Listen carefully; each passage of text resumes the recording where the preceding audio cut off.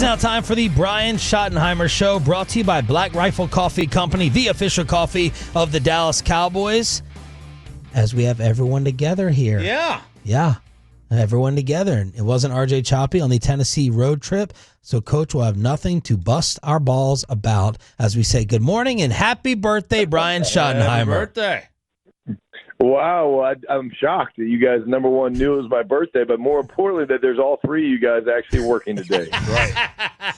Right. We wanted to talk to you before you fired your head coach, Billy Napier. But yeah. Well,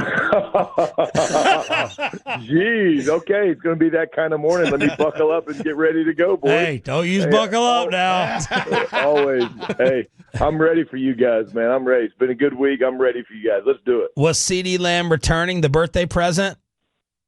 Well, I tell you what, it was. And, CeeDee Lamb and Terp and Tyler Booker having a great couple days of practice. But, there's an old adage that your wife is always right. So I'm leaving the office last night about 9:45, almost 10 o'clock. And she goes, hey, we're over here at D. Lincoln. My son's in town and my sister-in-law, my mother-in-law. And she's like, just come by and just say hello. I'm like, nah, babe, I'm tired. I'm going to bed, whatever. She goes, just stop by. Come on, just say hello. And so I drive over there. The last place in the world I want to go is go sit, and just in a restaurant. And she's like, look, there's no one here. You're fine. So long story short, I walk in. I'm just kind of ill. I'm just kind of in a bad mood, And I sit down, and about 10 seconds later, the door swings open, and my daughter, my 20-year-old daughter, surprised me. She came to see me from college for my birthday. And, of course, me, I'm a crier. So what did I do like all grown men do? I cried. And I realized my wife was right and I was wrong. And thank goodness I went because it was a great surprise. So that trumps CD and the boys coming back. But it's pretty damn close. It's pretty close. That's awesome. See, that's why Kristen loves the interview so much, is because he says the wife is right all the time. All right, Coach. Sorry, guys. Except Brian listens and you don't. See, that's right. The biggest thing. Coach, it's a good problem to have, but how do you approach getting your top target back, CeeDee Lamb, and making sure that he's getting worked in while also making sure you're not breaking the rhythm that George Pickens is in? Yeah, I think at the end of the day, guys, look, it's a deal where, we go in with a good game plan. We try to each week. And, again, you never know how the game's going to go. But like, I said yesterday in my press conference or whoever I was talking to, and I was saying, like, the biggest thing for us is not even that. It's just we got to get the running game going, man. Like, we just, we didn't run it very well, and Carolina, really, beat us up a little bit. And that's the biggest thing. So the ball's going to find those guys. They're both great players. George has been on an incredible run. But again, you never complain as a coach, certainly a play caller, when you get weapons back. You're not like, golly, I can't believe I'm going out there with CeeDee and George Pickens this weekend. Like, you don't really do that because people don't really feel bad for you. So you look kind of like an idiot. Brian Schottenheimer here on 105.3 The Fan. Coach Jerry on Tuesday said, well, it may make more sense to play a man. And then yesterday, we got a photo from practice lining up to start off with some man press technique. Is that an indicator of things that come Sunday or just usual drills? Well, first of all, the fact you guys have aerial photos scares the hell out of me. I got to be honest. I don't approve any aerial photos, although I'm sure the fans and people that work at the Dr. Pepper Carrick building probably have a lot of aerial photos of what we're doing. So, we're certainly we're looking at all kinds of things, and yes, you will see us play man to man. I said this the other day. We actually do play man. Now, how much man we play and things like that is what people certainly can talk about and question and things like that. But look, we look at a lot of different things. And it's not just, okay, what's great for us, which certainly we're hurting in some areas, need to be better. But we also look at the opponent and say, okay, what are they struggling with, or what are they good with, or what do we need to take away? And so, yes, again, there will be some man-to-man, but like I said, it's not going to be nothing but man-to-man. Coach, we always talk about, someone bringing in their scheme and the players have to fit into it versus fitting the scheme around the players. When you guys, and we know that the zone numbers are high, but was Eberflus's system something that was just going to be run when he came in here no matter what, or did you decide on the way you were doing things to start off the year based upon the players?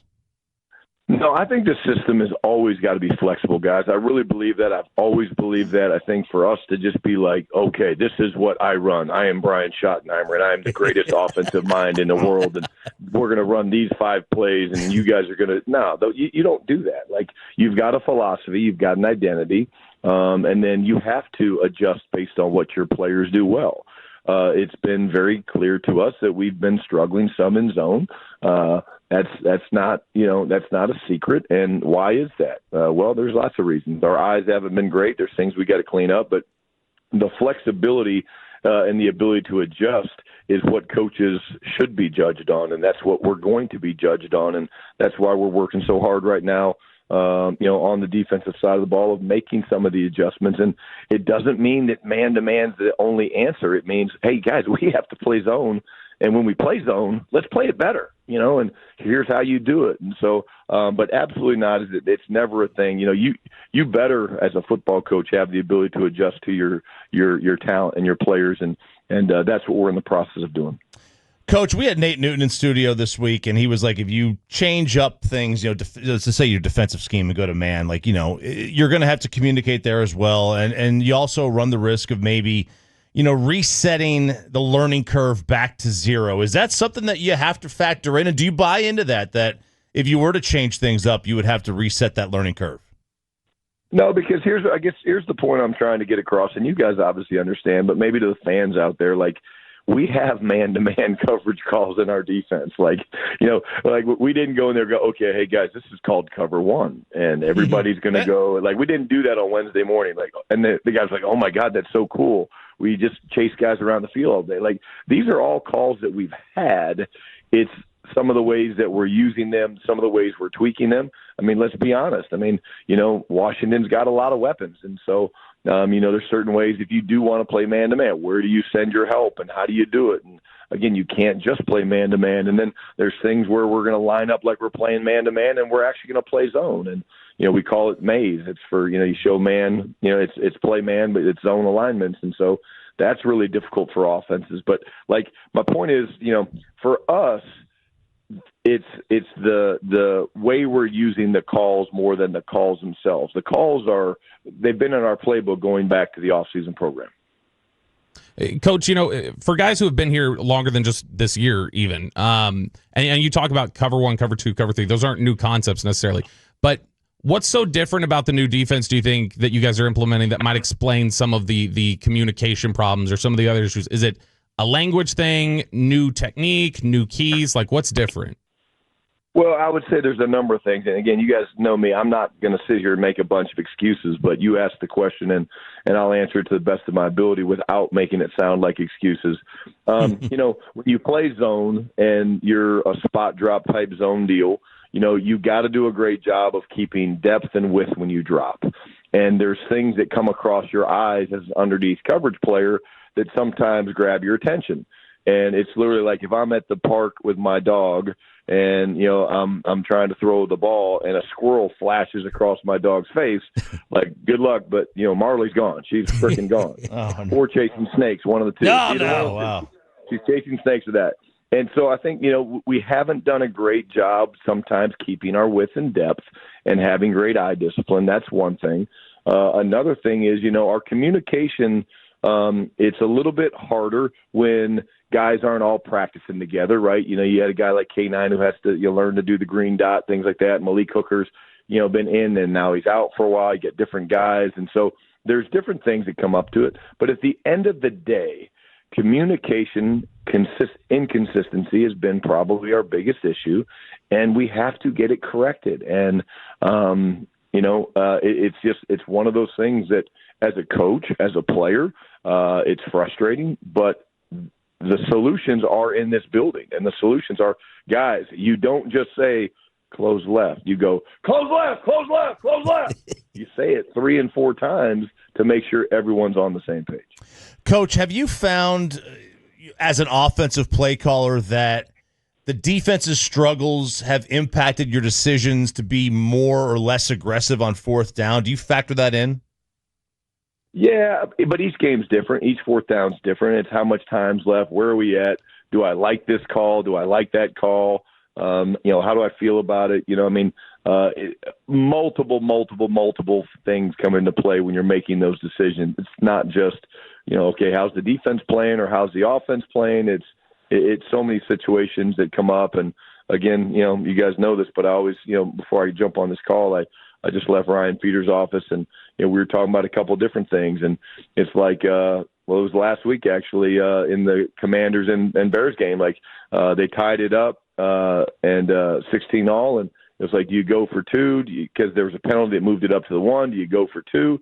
Well, I kind of like having a lead, So I mean, kicking the extra point and going up 17-16 to me, instead of going for two maybe and going up 18-16 from the one, is all things you got to consider. So a lot of different factors come into play. Brian Schottenheimer right here on 105.3 The Fan. Couple of personnel questions, Coach. Donovan Wilson, everyone loves the physicality, maybe the best tackler, hardest hitter on the team. What fans are asking every single week is, why is Donovan being put in these coverage situations so much where he seems to be struggling so much? So that's on the back end. The other is James Houston, with his pass rushing efficiency as a fan favorite. Is he not getting even more playing time because of his run D? So Dono in coverage and Houston up front are the two personnel questions. Okay, well, first of all, let's talk about it the right way. That's James Houston, man. Okay, that's how you got to refer to him. Okay, you don't just ask the question like that. You got to say that's James Houston, man. Got it. Okay? But absolutely, look, James, we're deep on the defensive line. James has a very unique specialty, which is rushing the passer. He's getting better playing the run. That's not his strongest suit, but he is getting better because he does play with length and things like that. So, again, all those things are factored into, last week, again, I mean, we just were struggling with, stopping the run, and they were exposing some things, and we were trying to solve, a couple of those problems. But, again, we are better with James on the field, and you'll see James play a little bit more. But, yes, that is part of the issue. And then with Donovan, look, when you're a safety, you have to play in multiple spots. Right, you can't just be a box safety, because if you're only a box safety, right, then guess what? You're in one or two coverages, and it's like, okay, well, how does that work? I mean, I think you look at the touchdown that they hit on Tet McMillan, hit on us. It was a little double move on Dono. There's a couple things there. Like, we were in cover two. It was a good call. We didn't get a great reroute on the edge, and then Donovan, kind of felt like, because we didn't push up underneath the low piece, the inside slot guy ran a low route to be a piece of cheese, and then McMillan came back in behind it, and so Donovan felt a little bit stressed, and then he stumbled. And but again, that goes back to Donovan. Donovan can play in the middle of the field. Donovan can play deep half, but of course, just like James, players have, and coaches, I have things I'm better at. I'm maybe a better third down guy than a red zone guy, or a better pass guy than a run guy. And our job as coaches is to feature those guys that way, and that is a never-ending process. But I do understand the question, and that's the answer. Coach, when you have a familiarity with a guy on the other sideline like Dan Quinn, people talk about the familiarity. It's almost like it's a shortcut for preparation, and that's kind of how the discussion goes. But do you actually have to guard against overthinking when you feel you know so much about the coach across from you?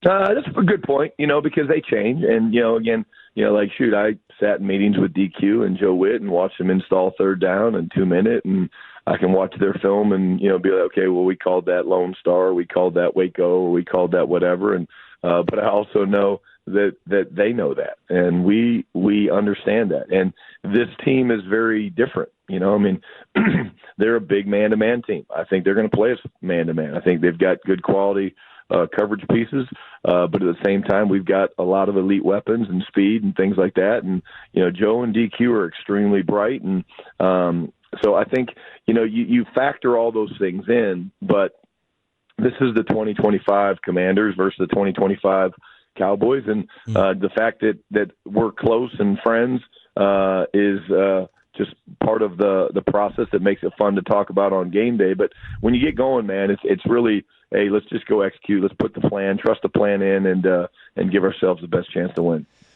Coach, we know the sun plays a major role there this time of year. So, do you play to it? Do you go away from it? Do you run plays towards it? Are they called sensational plays? Can you call that in the playbook? Maybe I should have a list. I like that. I'm actually going to start that. Let me get my guy Boyles on it. I'm going to start my sensational list. I used the word majestic the other day. You guys obviously don't like the majestic term because you went sensational. But this is true. I'm not just saying this to be funny. I literally have satellite photos on my desk as we speak that as soon as you guys let me off this phone call, I'm going to go look at those. And we have a process and a plan that we like and that we use. But it does affect the game, and it affects both sides, which is a good thing. But I got to make my sensational list because I don't have it done yet. But, Coach, is this a really overblown media topic? Do you get sun issues in other stadiums, or is it definitely more of a thing in Arlington? No, there's sun issues everywhere, and again, I think it's one of the situations where when you've got God knows how many games have been played in AT&T Stadium, and it affects a play or two. And the bigger the play, the more people are going to talk about it, right? And last year, whatever, Philadelphia, CeeDee's running no, we're out on the naked and can't kind of find the ball. But I think you do deal with it other places, and we factor it. But again, I'll say it again, man. It really is majestic. It's freaking beautiful when it comes through there, man. You're like, wow, this is AT&T Stadium. Look at how crazy this is. This is really cool. But it does factor in other places other than Arlington. Last one, and I think this could be my birthday present to you. Consider it my lemon. Greg Olsen on the broadcast last week, when Dak was audibling, I think he was saying true, and Olsen goes, okay, run right. Sorry to blow that up for you Cowboys. Is that something that you're aware of? I think a lot of broadcasters do it, and they're like, all right, we know it's going right. We know it's going left. It's the same 5 or 7 dummy calls or audible calls. Did you know that? And why is that not like a disadvantage if the defense knows it? Well, first of all, you are showing your football acumen and IQ, which is incredible and incredibly high. I got a compliment. First one in 6 weeks. Yes, that is the first one. Yeah, don't get used to it. Yes. But the answer to the question is actually kind of funny. So the game ends, and we're just kind of really down and pissed off, and it's like, man, we had a chance, And we have a captain's thread, right? Well, CeeDee Lamb had sent something on the captain's thread just saying, "Yo, we got to change, true," and the other words we used because Greg Olsen was talking about it. And I kind of was like, oh, okay, I'll text him back later. I was in my feelings, so I was like, I'll text him back later. But the answer to the question is yes. What Greg was saying is correct. We have multiple things that we use for right and left. Every team does. And then we have ways of dummying it. So unless Greg listens to everything or the fans or the players listen, we have the ability to say things with true that don't mean right. And we use those things all the time. But, yes, we actually have someone on our staff that they literally listen to every broadcast, and they hear – got to change this signal, got to change that call.